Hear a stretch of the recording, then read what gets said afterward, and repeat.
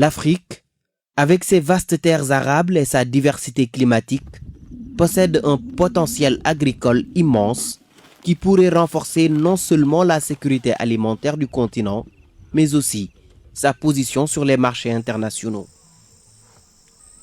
Le continent se caractérise par une structure agricole unique.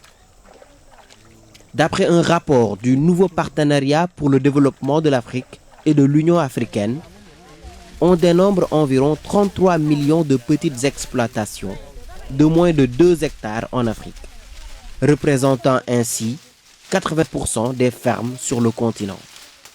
L'agriculture, c'est vraiment l'épine dorsale de l'économie africaine, et surtout de la transformation socio-économique de notre continent.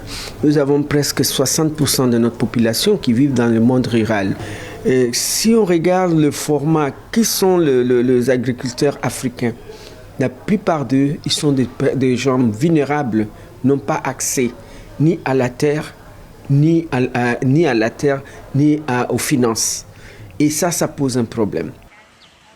Les phénomènes climatiques extrêmes, tels que la sécheresse et les inondations, ont des répercussions dévastatrices sur les rendements agricoles. Selon l'Organisation météorologique mondiale, en Afrique, l'année 2023 figure parmi les 3 années les plus chaudes de ces 124 dernières années. Ces conditions météorologiques perturbent non seulement les cycles de culture, mais entraînent également une augmentation des coûts de production et une diminution de la qualité des récoltes.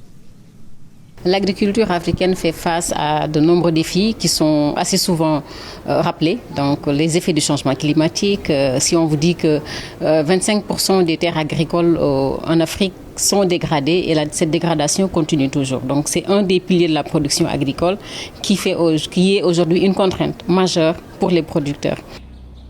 Les centres de recherche agricole jouent un rôle de premier plan pour la transformation des systèmes alimentaires en Afrique. Ces centres sont les outils clés pouvant apporter des réponses adaptées aux réalités locales en tenant compte des spécificités environnementales et socioculturelles. Lors de la 11e conférence annuelle du réseau des centres de recherche agricole en Afrique, des délégués de 15 pays comprenant des chercheurs, des responsables politiques, des spécialistes de l'agriculture, des acteurs du secteur privé et des partenaires internationaux se sont rassemblés pour discuter du renforcement des systèmes alimentaires. Une bonne partie des pays africains, pour ne pas dire la presque totalité, importent du lait. Notre cher pays importe l'équivalent de 100 millions d'euros de lait, entre 65 et 70 milliards de nos francs. À côté de ça, notre pays ami, Ouganda, 48 millions d'habitants, produit 2,3 milliards de litres de lait. Cela montre que, entre Africains, on peut s'entraider. Les chercheurs ougandais peuvent aider ou collaborer avec les chercheurs sénégalais. Imaginez maintenant si les politiques publiques utilisent ces recherches, fruit de la collaboration intra-africaine. J'ai l'intime conviction qu'on peut accélérer notre autosuffisance. Nous essayons de voir comment la mettre en œuvre. Dans cette stratégie, nous constatons notamment que les partenaires doivent se rassembler autour de la notion de connaissance. Les agriculteurs doivent être au cœur de nos préoccupations. Notre action ne se limite pas à des conférences ou à des réunions. Nous devons descendre sur le terrain pour que, quoi que nous fassions, les agriculteurs puissent transformer les connaissances que nous leur apportons en productivité. La recherche doit et joue un rôle fondamental pour l'accompagnement des politiques publiques dans le domaine de l'agriculture. Donc la conférence qui se tient aujourd'hui, depuis hier à Dakar, regroupe des institutions de recherche sur les politiques publiques agricoles et ces institutions ont compris la nécessité de créer des masses critiques de chercheurs pour travailler ensemble sur ces défis-là que je viens de rappeler tout à l'heure.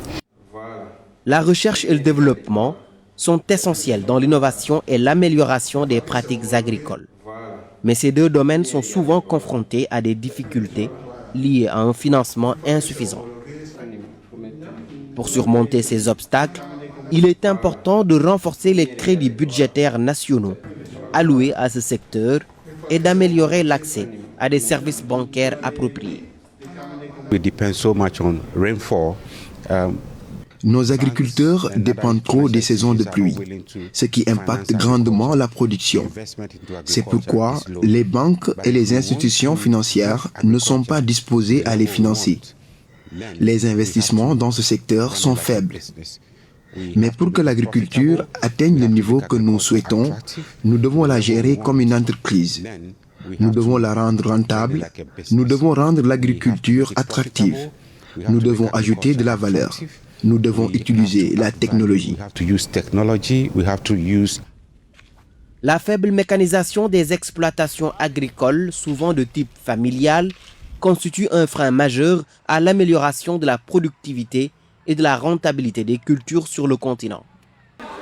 Ainsi, la balance commerciale des pays africains est largement influencée par les variations de la chaîne d'approvisionnement mondiale, ce qui entraîne une forte dépendance vis-à-vis des importations alimentaires.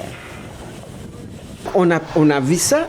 On a vu aussi la question de la guerre en Russie et en Ukraine.